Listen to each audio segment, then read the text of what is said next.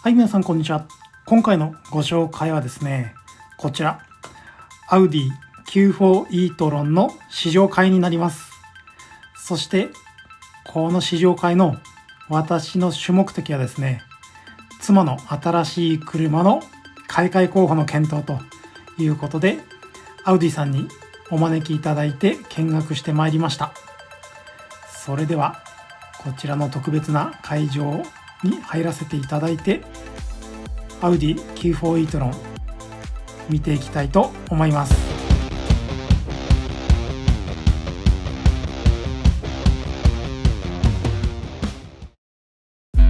Q4 e-tron については最寄りのディーラーでも見させていただいておりますが、こちらがディーラーで確認したものですね。この Q4 のイメージカラーとなっているパープル色のボディですけれども、やはり近未来的な感じがありますね。アウディはいち早く e-tron ということで電気自動車 SUV でデビューさせていますけれども、その時の完成度の高さも驚いたのを記憶に新しいかと思います。そしてこの Q4 についてはより普段使いしやすいサイズ感で、かつコストも抑えた状態でデビューしたということで、電気自動車、アウディの電気自動車の復旧が見込まれるんじゃないかなというところですね。そして今見ているのがアウディ Q4 スポーツバック e-tron ですね。なるほど、やっぱり質感良さそうですね。はい、そしてフロント周り見ていきますと、まずヘッドライトですね。近未来的な感じでいいと思いますし、こちらのヘッドライトはデイライトの点灯パターン、ラインであったり上下のブロックごとに光らせるといったのができるようでした。これも面白いですね。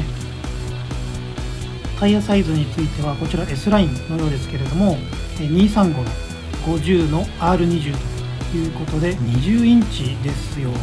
さすが SUV ということで大きい、ホイール似合いますね。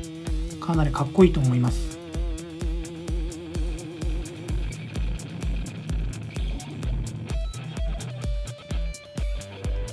今時の車らしく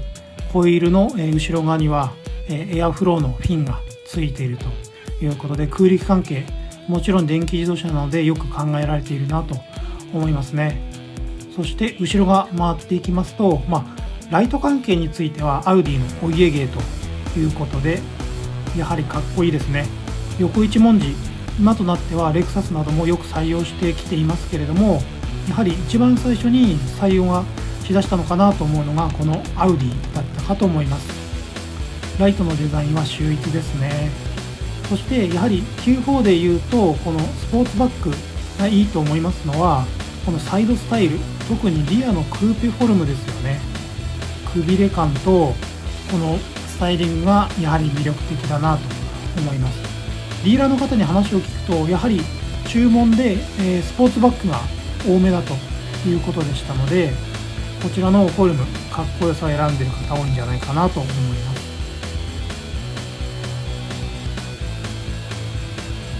いいですね。写真で見ても映えますね。そしてやはり見ていくとサイズはちょうどいいなと思います。で、お次は内装いきましょうか。こちら先ほどお伝えした通り S ラインのモデルになっておりますので、スタイリング、パンチングレザーついていますね。アウディの S ラインといえばこのハンドルかなと思います。ここら辺の内装については、e-tron であったり e-tron GT と似ているような感じですけれども、それと、新型 Q3 がうまく融合しているイメージなのかなと私は思いました。あともう一つ皆さんにお伝えしたいのは、私も非常に感じたんですけれども、後部座席の広さですね。こちらすごい広かったです。このサイズ感でいうとQ3 のボディサイズでありながら後部座席の広さは Q5 並みということで EV 設計に適していることによって居住空間かなり確保されているということでした。こちらについては非常に優れた点かなと思いますね。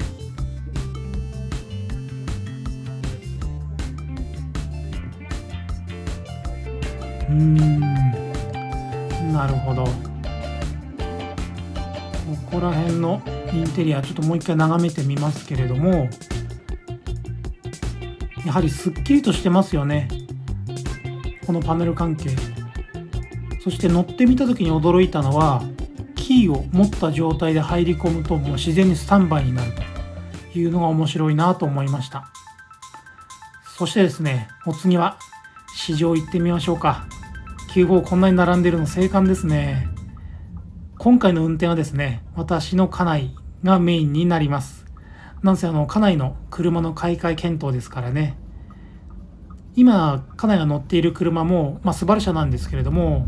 結構年数が経ってきているので、新しい車を探したいということで、今回試乗会に参加してます。このですね、乗ってみた感覚聞いてみましたけど、非常にリニアで電気自動車ならではのトルクフルだということを言ってますね。お分かりの通り、加速時の、スムーズさであったり、高速での合流のしやすさはかなり運転しやすいと思いますね。こちらコーナーリングも、S ラインということもあってか、やはり安定している足回りだなと思って、ふわふわ感は特にないですね。逆にこういった段差とかで少し跳ねるような感じも若干ありますが、総じて乗り心地はいいという感想を言っていました。にしてもいいですね、青空の中でQ4でドライブということで。やはり EV ならではで、車内静かさがすごい優れていますね。静粛性は、かなり高いと思います。そして街乗りでも運転しやすいサイズということで、あんまり大きな車が得意じゃない方でも全然いけるかなということですね。で、実際の実力の航続距離としては400キロ弱ぐらいはいけるだろうということで、かなり伸びているなと思いますね。もうちょっとカタログスペックはあるんですけれども、そういった意味でも実用性があるなと思います。これまで家内はですね、ガソリン車だったんですけれども、EV に改めて乗ってみて、